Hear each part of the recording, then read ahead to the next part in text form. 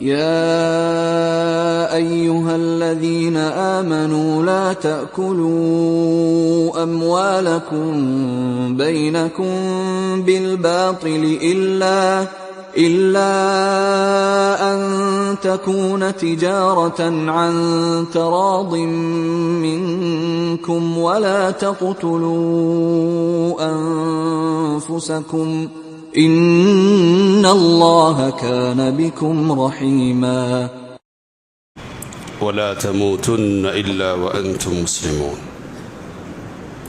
يا أيها الناس اتقوا ربكم الذي خلقكم من نفس واحدة وخلق منها زوجها وبث منهما رجالا كثيرا ونساء واتقوا الله الذي تساءلون به والأرحام إن الله كان عليكم رقيبا يا أيها الذين آمنوا اتقوا الله وقولوا قولا سديدا يصلح لكم أعمالكم ويغفر لكم ذنوبكم ومن يطع الله ورسوله فقد فاز فوزا عظيما أما بعد فإن خير الحديث كتاب الله وخير الهدي هدي محمد صلى الله عليه وسلم وشر الأمور محدثاتها وكل محدثة بدعة وكل بدعة ضلالة وكل ضلالة في النار أعوذ بالله السميع العليم من الشيطان الرجيم بسم الله الرحمن الرحيم يا أيها الذين آمنوا لا تأكلوا أموالكم بينكم بالباطل إلا أن تكون تجارة عن تراض منكم ولا تقتلوا أنفسكم إن الله كان بكم رحيما ومن يفعل ذلك عدوانا وظلما فسوف نصليه نارا وكان ذلك على الله يسيرا وقال عز وجل الرجال قوامون على النساء بما فضل الله بعضهم على بعض وبما أنفقوا من أموالهم وقال عز وجل للرجال نصيب مما ترك الوالدان والأقربون وللنساء نصيب مما ترك الوالدان والأقربون مما قل منه أو كثر نصيبا مفروضا وقال النبي صلى الله عليه وسلم وأحق ما يكرم عليه الرجل ابنته أو أخته أو كما قال عليه الصلاة والسلام ساری تعریفیں ہر قسم کی بڑائی اور کبریائی اللہ وحدہ لا شریک کے لیے لائق و سزاوار ہے۔ بے شمار درود و سلام کا نزول ہو اللہ کے تمام نبیوں اور رسولوں پر، خصوصیت کے ساتھ آخری نبی جناب محمد الرسول اللہ صلی اللہ علیہ وسلم پر۔ محترم حاضرین جمعہ، مرد و خواتین، خطبہ مسنونہ کے بعد سورۃ النساء کی 3 مختلف مقامات کی 4 آیتیں آپ کے سامنے پڑھی گئی ہیں۔ پہلی آیت کریمہ جو آپ کے سامنے پڑھی گئی اس کی بنیاد پر گفتگو کا آغاز ہوگا۔ اللہ تعالیٰ نے اہل ایمان کو خطاب فرمایا اور کہا کہ لا تأکلوا اموالکم بینکم بالباطل، اپنے مال آپس میں باطل طریقے سے نہ کھاؤ۔ پہلے کیا کہا؟ یا ایھا الذین آمنو، اے ایمان والوں۔ ایمان والوں سے خطاب فرمایا اللہ تعالیٰ نے، اور یہ بات آپ نے بارہا سنی ہوگی کہ جب ایمان والا کہہ کر اللہ تعالیٰ خطاب فرماتا ہے تو اس کے بعد کی جو چیز ہوتی ہے حکم کے طور پر، وہ دراصل ایمان کے تقاضے کے طور پر ہوتی ہے، اور اللہ تعالیٰ کی طرف سے مطالبہ اس بات کا ہوتا ہے کہ اگر ایمان والے ہو تو آگے جو کہا جا رہا ہے وہ تمہارے کرنے کا ہے، اور نہیں کرنے کا ہے تو نہیں کرنے کا ہے۔ تو اللہ تعالیٰ نے یہاں ایمان والوں کو فرمایا لا تأکلوا اموالکم بینکم بالباطل، آپس میں مال باطل طریقے سے نہ کھاؤ۔ اب یہ باطل طریقہ کیا ہے؟ تو مختصر لفظوں میں یوں سمجھنا چاہیے کہ ہر وہ طریقہ کہ جس کے ذریعے سے مال حاصل کرنے کو اللہ تعالیٰ نے حرام قرار دیا ہے، اس طریقے کو اختیار کرتے ہوئے مال حاصل کرنا، یہ باطل طریقے سے مال کھانا ہے۔ تو چوری ہو، ڈکیتی ہو، وہ شکلیں ہیں جن کو ہم کھلے طور پر سمجھتے ہیں کہ یہ غلط طریقے ہیں، اور وہ شکلیں بھی کہ جن کے سلسلے میں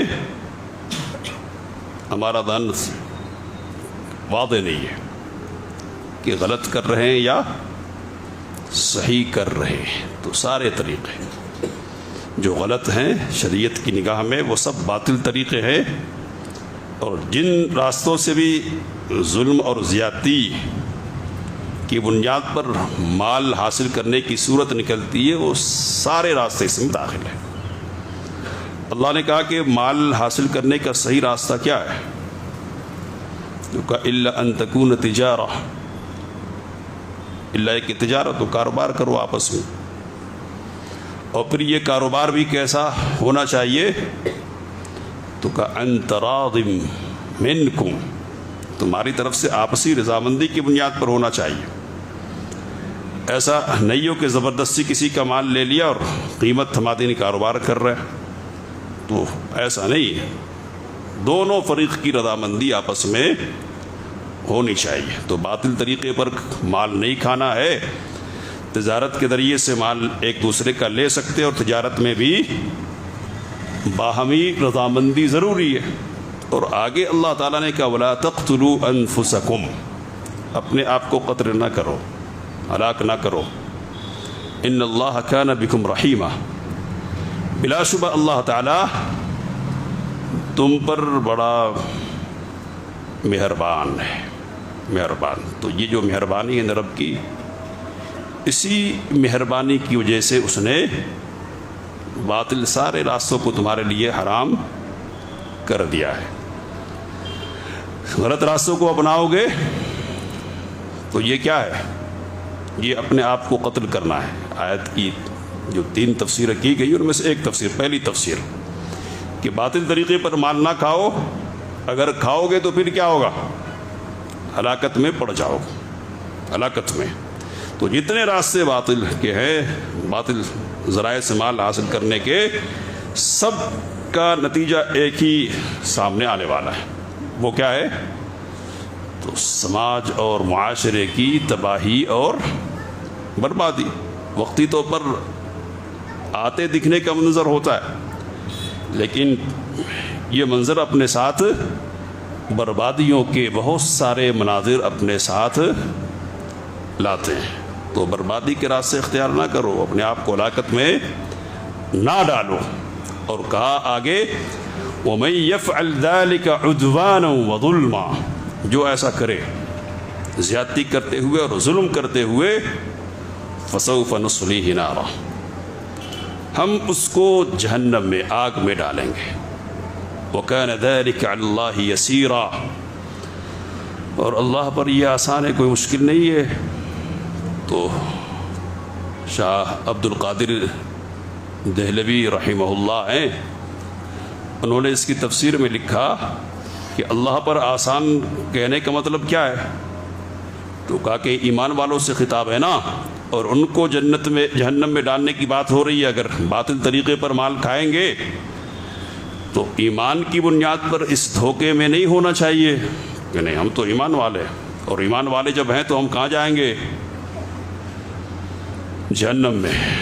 کہا کہ نہیں، تم کو بھی اللہ جھونک دے گا، تم کو بھی، اور اللہ کے لیے کچھ مشکل کام یہ نہیں ہے. تو اس دھوکے میں نہیں رہنا کہ نا ایمان ہے ہمارے ساتھ، اس لیے ہم کہاں جائیں گے؟ جنت میں. تو ایمان ہے تو ایمان کے تقاضے کے مطابق عمل پیرا ہونا چاہیے. اب یہ پہلی آیت کریمہ ہو گئی ہے. اب بات یہاں سے آگے بڑھانی ہے موضوع کے حوالے سے کہ باطل طریقے سے مال کھانے کی جو مختلف شکلیں سماج اور معاشرے میں رواج پا گئی ہیں، ان میں سے ایک شکل ہے جس کو جہیز کہتے ہیں. جہیز، جہیز کیا ہے یہ؟ تو عورت کے رشتہ داروں سے، میکے والوں سے مال کا مطالبہ، اس لیے کہ عورت سے نکاح کرنا ہے. تو اگر نکاح کرنا چاہتے ہو تو دینا پڑے گا، اگر نہیں تو نہیں.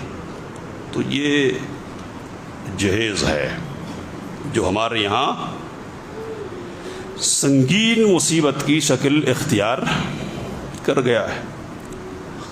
اور میں نے کہا کہ اللہ تعالیٰ کی آیت کی روشنی میں کہ جب کوئی برائی ہوتی ہے نا، کی جاتی ہے، تو اس کے نتائج ہوتے ہیں. تو ایک برائی سے کئی برائیاں جنم لیتی ہیں. تو یہ برا ہے، اس کے برا ہونے کی دلیل کے طور پر دوسری بہت ساری باتیں جو شریعت کی روشنی میں کہی جائے، ان کو چھوڑ کر صرف اتنی سی بات کافی ہے کہ اس برائی نے 10 برائیوں کو جنم دیا ہے. تو ان 10 برائیوں کو دیکھنے سے پہلے ذرا ہم آگے چلیں گے. جو چیز بنیادی طور پر دیکھنی ہے کیا ہے وہ کہ اللہ نے مرد کو پیدا کیا اور عورت کو پیدا کیا. دونوں کو کس لیے پیدا کیا؟ کہ ان کے ذریعے سے انسانی نسل کو آگے بڑھایا جائے اور خاندانی نظام قائم ہو، اور پھر اس نظام کی بنیاد پر نسل کی تربیت ہو، نسل پروان چڑھے، خاندان وجود میں آئے، خاندان سے پھر سماج اور معاشرہ بنے، اور سماج اور معاشرہ بننے کے بعد اسلام نے جو قانون اتارا ہے زندگی جینے کا، اس کو پریکٹیکل میں دیکھنے کا موقع ملے، ہے نا. تو اس کے لیے ایک مرد اور ایک عورت کو اللہ تعالیٰ نے پیدا کیا.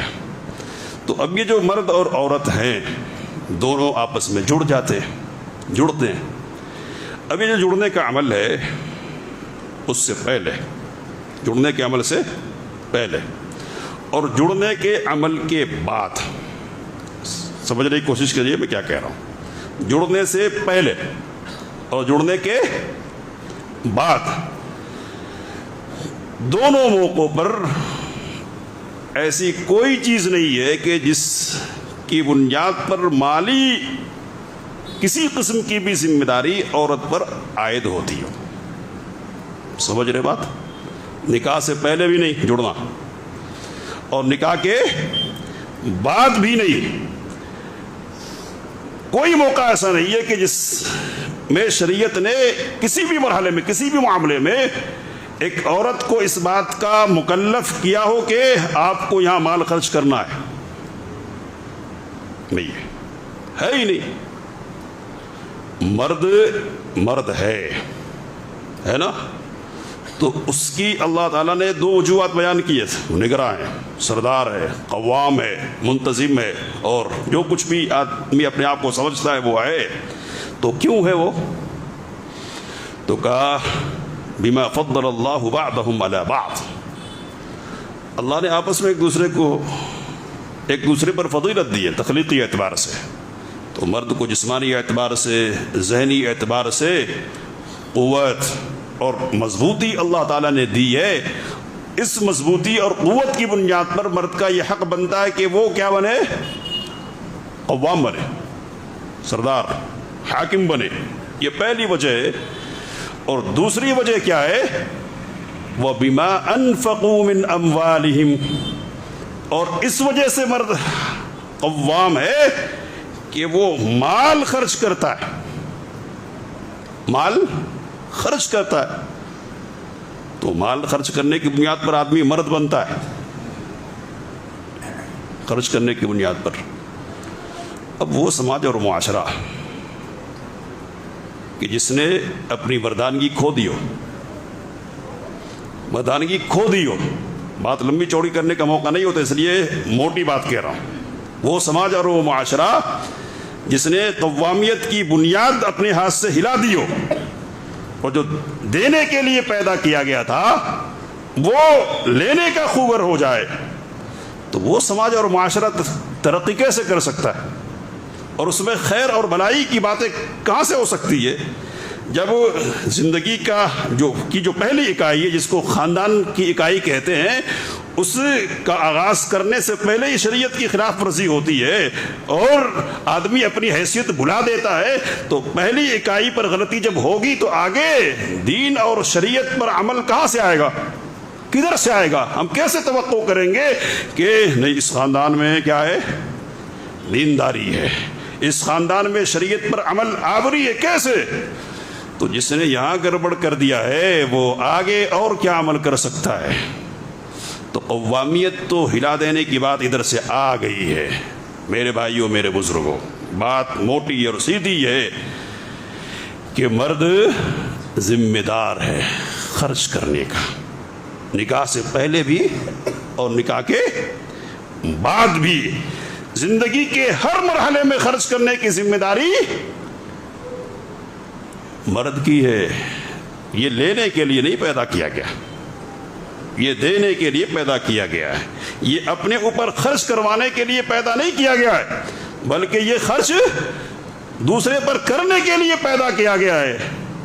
اب پتہ نہیں یہ مصیبت کدھر سے آ گئی، اور آ گئی تو کوئی نہ کوئی تو سرچشمہ ہوگا ہی نا، کہیں سے آئی ہوگی نا. تو کدھر سے آئی؟ تو پچھلے خطبہ جمعہ میں نے یہ بات آپ کے سامنے رکھی کہ یہاں ہم اسلام میں داخل تو ہو گئے، ہندوستان میں لا الہ الا اللہ پڑھ دیا اور محمد رسول اللہ صلی اللہ علیہ وسلم کا اقرار بھی کر لیا ہم نے، لیکن ذہنی طور پر، سماجی طور پر اور خاندانی طور پر اسلام کو جس انداز سے قبول کرنے کی بات ہونی چاہیے وہ بات ہمارے اندر نہیں آئی.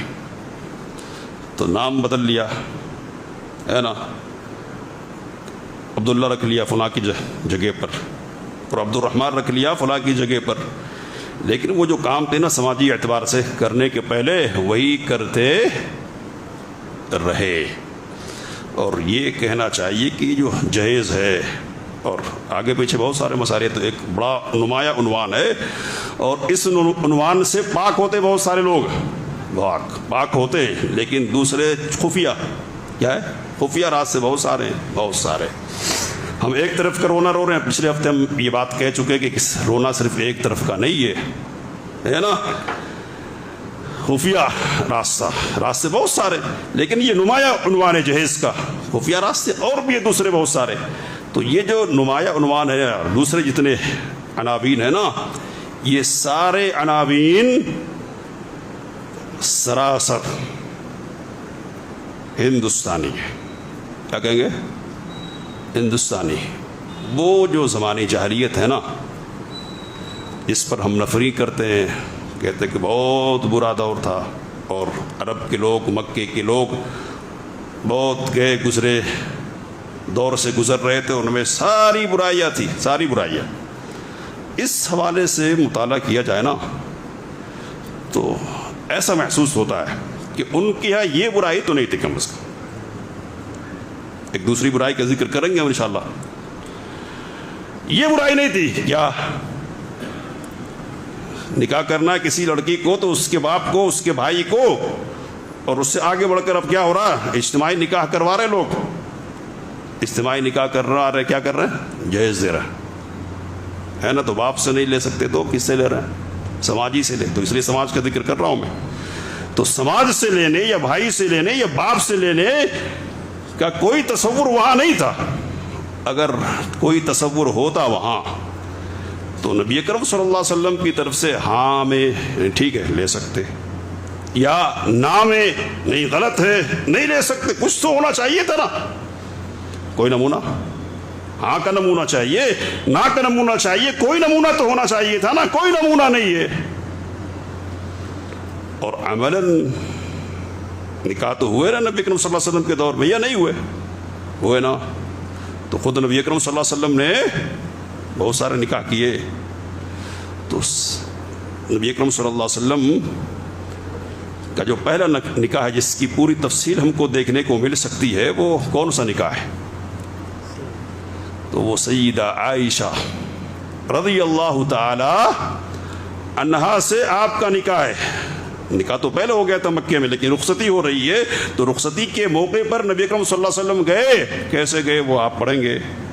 اور سیدہ عائشہ رضی اللہ تعالی عنہا کو رخصت کیا گیا تو کیسے رخصت کیا گیا؟ نئی ضروریات زندگی جتنی ہے سب کی سب دے دی گئی ہیں، اور یہاں تو خیال کرنا چاہیے تھا لوگوں کو. اور تو ابھی نئے آئے تھے نا، ہاں نئے آئے تھے مدینے میں، تو خیال کرنا، دوسرے لوگوں کو بھی خیال کر لینا چاہیے تھا. ابو بکر رضی اللہ تعالیٰ نے اپنی بیٹی کو دیا تھا. کیا دیا تھا؟ تو کوئی ایک چیز گنواؤ، کوئی ایک چیز آپ ڈھونڈ کر بتاؤ. دیا تھا ایک چیز صرف، وہ گنوا دو. تو اگر پہلے سے کچھ تصور ہوتا تھا تو کچھ تو ہوتا تھا اس سلسلے میں پہلے، اور کچھ تو کرتے تھے. تو نمونہ نہیں ہے. نبی اکرم صلی اللہ علیہ وسلم نے اور بھی نکاح کیے نا، تو آپ دیکھو وہاں. اور دوسرے نے بھی نکاح، عبد الرحمن بن عوف رضی اللہ تعالیٰ عنہ کا قصہ بہت مشہور ہے، سنتے ہیں نا. تو انہوں نے بھی نکاح کیا.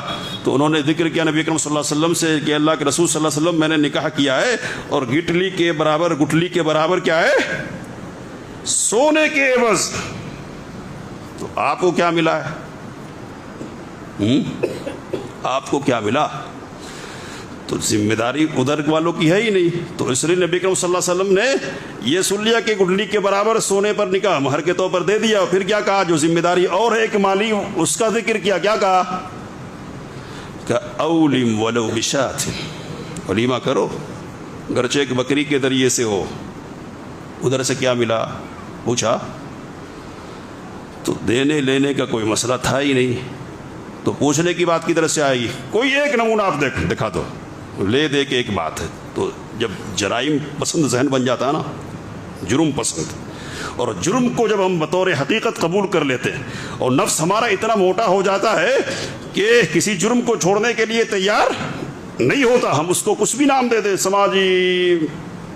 سماجی کیا ہے؟ مجبوری، خاندانی مجبوری، عورتوں کی طرف سے مجبوری، اور فلاں کی طرف سے مجبوری، کوئی سا بھی نام دے. لیکن یہ نفس کا مسئلہ ہے. تو جب نفس کے لیے نفس موٹا ہو جاتا ہے اور جرم پسند ہو جاتا ہے نا، تو پھر وہ بہانے ڈھونڈنے لگ جاتا ہے. کیا ہے نا، دیا تھا نا، کہاں دیا تھا؟ تو سیدہ فاطمہ رضی اللہ عنہا کا جہیز، دیا تھا نا جہیز، تو اس کا ذکر کیا جاتا ہے. تو سیدہ فاطمہ کو کس نے دیا، کس کے لیے دیا، اور جو شوہر بنا تھا وہ کون تھا، اس کو کیوں بلا دیتے ہو، ہے نا. اور پھر پوری تفصیلی روایت جب پڑھیں گے تو ایک زرہ تھی سیدنا علی رضی اللہ تعالیٰ عنہ کے پاس. نبی اکرم صلی اللہ علیہ وسلم کے پاس جب نکاح بھیجا کا پیغام انہوں نے بھیجا نا، تو دو باتیں نبی اکرم صلی اللہ علیہ وسلم نے کہی، روایتوں کو جمع کرنے کے بعد کہہ رہا ہوں۔ ایک بات یہ کہی کہ مہر میں دینے کے لیے کیا ہے، اور پھر کیا کہا؟ تو دوسری بات میں کہ انہ لا بد للعرس من ولیمہ، شادی کرتے ہیں تو ولیمے کی بھی ضرورت ہوتی ہے، تو ولیمہ کرنے کے لیے کچھ ہے، سمجھ رہے؟ تو کہا کہ نہیں، اپنے پاس تو صرف وہ لڑنے اڑنے کے کچھ سامان ہے، بس جنگ کے، اور کچھ نہیں ہے، تو زرہ ہے اور تلوار ہے، بس اور کچھ نہیں ہے اللہ کے رسول صلی اللہ علیہ وسلم۔ تو وہ جو زرہ تھی نا اس کو فروخت کیا، اور سیدنا عثمان رضی اللہ تعالیٰ عنہ نے خریدا اور پھر واپس کر دیا کہ میری طرف سے یہ کیا ہے، تحفہ ہے۔ تو اس کی جو قیمت تھی، اور کہتے ہیں کہ 500 درہم میں حضرت عثمان نے خریدا، تو وہ جو 500 درہم ہے نا ان سے ضرورت کی چیزیں، تو تھوڑی دیر کے لیے اس کو جہیز بھی مان لیں گے، حالانکہ ہے نہیں ایسا، مان لیں گے کیا چیزیں تھی وہ۔ تو اس وقت ہمارے یہاں یا 4 ویلر 2 ویلر کا مسئلہ ہے نا، تو وہاں بھی سواری کی ضرورت تھی نا، کہتے کہ نہیں یا تو گھوڑا دو یا اونٹ دو، کچھ تو دو نا، جب کہاں ہے وہ، کدھر ہے؟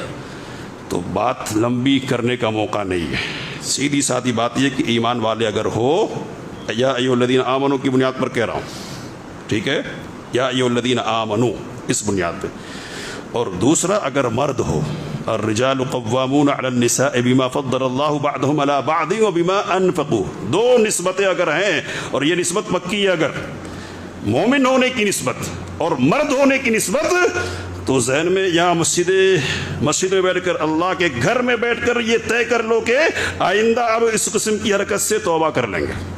بات سیدھی سادھی ہے، وہ بہانے جھوٹے ادھر ادھر کے کہ نہیں خوشی سے دے تو کیا ہے، خوشی کدھر ہوتی ہے، کدھر ہوتی ہے خوشی؟ یہ آنسو ہوتے جو دبائے جاتے ہیں، خوشی کے لیے کوئی برسوں کی جدائی قبول نہیں کرے گا۔ بات سمجھ رہے کیا کہہ رہا ہوں میں؟ یہاں کتنے لوگ ہوں گے ایسے کہ جنہوں نے سعودی عرب اور دبئی اور فلاں دوسرے ممالک میں گزارے سالہ سال، کس لیے؟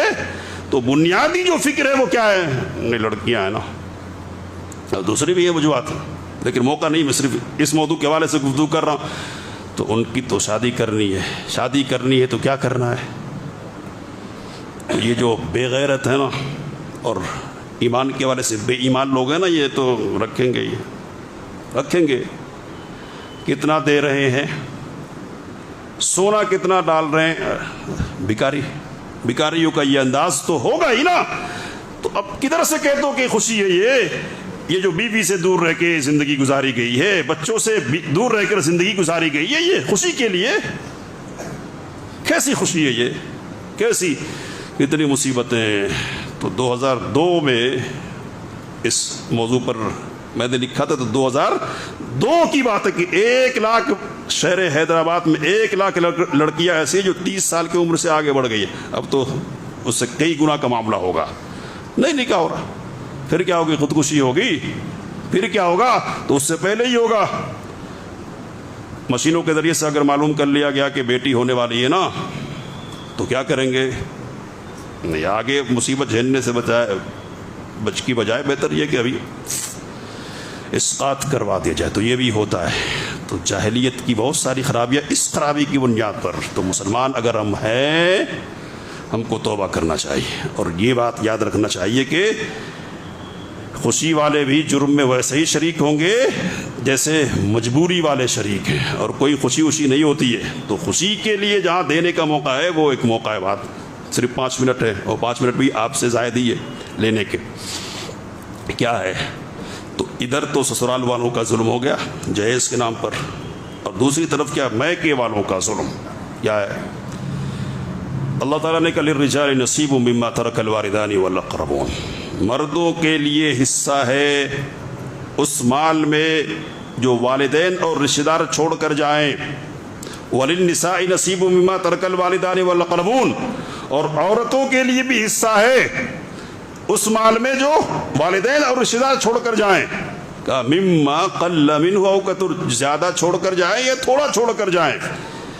تو جس طرح شریعت نے مردوں کا حصہ رکھا ہے نا وراثت میں، اسی طرح عورتوں کا بھی حصہ رکھا ہے۔ تو یہ جو خوشی سے دینے والے لوگ تھے نا، اب ان کی خوشی دیکھنی ہے، دینے میں کتنی خوشی ہے، تو رشتے بگڑ جاتے ہے نا، اور اس سے بگڑتے اور شکل و صورت، تعلقات اور تعاملات ایسے کر لیے جاتے کہ لے کے اگر گئے نا تو پھر ادھر جھانکنا نہیں ہے، تاکنا نہیں ہے، ادھر کا راستہ بھول ہی جانا ہے، یہ ماحول پیدا کیا جاتا۔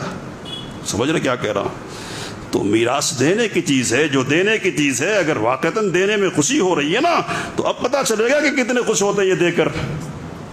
یہاں خوشی دیکھنے کو نہیں ملتی ہے، یا نفرت دیکھنے کو ملتی ہے، اور یہ بیچاری ہے ادھر سے بھی دبائی گئی اور یہاں بھی دبی ہوئی، یہ سوچتی ہے کہ اگر نہیں بھائیوں سے لے لیا نا تو آگے اگر کچھ گڑبڑ ہوا تو کدھر جائیں گے، کدھر جائیں گے؟ دیکھنے والے تو یہی ہے نا، نہیں آپ ہی رکھ لو، آپ ہی رکھ لو، تو آپ ہی رکھ لو، ادھر بھی خوشی نہیں ہے اور وہاں بھی خوشی نہیں تھی۔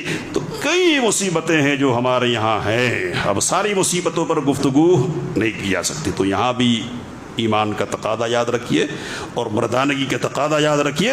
بہنوں کا حصہ اگر نکل رہا ہے دیجئے، تھوڑا ہے جب بھی دینا ہے اور زیادہ ہے جب بھی دینا ہے، جتنا حصہ آ رہا ہے اتنا دینا ہے۔ اپنی خوشی سے کوئی بہن دے دے تو الگ مسئلہ ہے، ٹھیک ہے وہ چھوڑ سکتی ہے، لیکن خوشی کہاں ہوتی ہے؟ الا ماشاء اللہ، الا ماشاء اللہ، ہے نا۔ اور چھوڑنے سے پہلے بہنوں کو بھی سوچنا چاہیے کیا ہے، تو جو الٹی سوچتے ہیں نا کہ کچھ ہوا تو ادھر، تو کچھ ہوا تو یہ جو مال آپ کے پاس ہے نا وہ آپ کا کام آتا، اور آپ کی جو اولاد ہے نا اس کا بھی حق آپ کے مال میں ہے، تو ادھر کیوں چھوڑ دے رہے ہیں؟ ان کو حق سے کیوں محروم کر رہے ہیں؟ اگر آپ کی وفات ہوئی تو آپ کے بچے وارث ہوں گے نا، تو ان کا تو حصہ بنے گا، تو اس لیے جہاں لینا ہے وہاں لینے کی بات ہونی چاہیے، اور جہاں نہیں لینا ہے وہاں سختی سے انکار کی بات ہونی چاہیے۔ خوشی یہ بہانے اور وغیرہ وغیرہ یہ نہیں کرنا چاہیے۔ اور میں ہمیشہ کہتا رہوں، وہ بات کہہ کے بات ختم کرتا ہوں کہ اس مصیبت کو ختم کرنے کے لیے ایک راستہ ہے مؤثر، کیا؟ تو وہ شادی کارڈ لے کے جو آتے ہیں نا ہمارے پاس کہ لڑکیوں کی شادی ہے، اعلان کر دیجئے، تو یہ سلسلہ ختم ہونا چاہیے۔ اگر آنا ہی ہے تو کس کو آنا؟ کس کو آنا ہے؟ کس کو آنا ہے؟ لڑکے کو آنا۔ میری شادی ہو رہی ہے، میں نکاح کرنا چاہتا ہوں، ضروریات زندگی کی تکمیل کا سامان نہیں ہے، کچھ آپ کے تعاون کی ضرورت ہے، تو یہ تعاون ہم کو نبی اکرم صلی اللہ علیہ وسلم کے دور میں دیکھنے کو ملتا ہے۔ تو اگر کوئی نوجوان ایسا ہے تو ہم کو پہل کرنا چاہیے پہلے، اگر نہیں کر رہے اور آ رہا ہے وہ تو ٹھیک ہے، لیکن لڑکیوں کے لیے نہیں۔ تو جہیز کی مصیبت کو آگے بڑھانے کے سلسلے میں ہم مجرم ہوں گے اگر تعاون کرتے ہیں، تو اس کو سمجھیے، فیصلہ کر لیجئے۔ اب بڑے بزرگوں سے تو توقع ذرا کم ہوتی ہے، بات تو بری لگنے کی ہے نا، لیکن انہوں نے مسائل بہت پال رکھے ہیں اور قرضے بہت ہیں ان کے ذمے، قرضے بہت سارے، تو ان کے قرضے چکانے میں لگے رہتے کہ نہیں ہم نے لیا ہے، ہم کو دینا پڑے گا، ہم نے کھایا ہے، ہم کو کھلانا پڑے گا، اور کیا کیا۔ لیکن نوجوان نسل الحمدللہ دین کو سمجھ رہی ہے، جذبہ بھی پیدا ہو رہا ہے، تو وہ فیصلہ کر لے کہ نہ خود نہ اپنی اولاد کو اس مصیبت میں جھونکیں گے، ایمان کی بنیاد پر اور مردانگی کی بنیاد پر ہمارے معاملات ہوں گے، دیوسیت بے غیرتی کی بنیاد پر ہمارا معاملہ نہیں ہوگا۔ اللہ آسان فرمائے اور ہمیں اسلام پر عمل کرنے کی توفیق عطا فرمائے، آمین۔ وآخر دعوانا الحمدللہ رب العالمین۔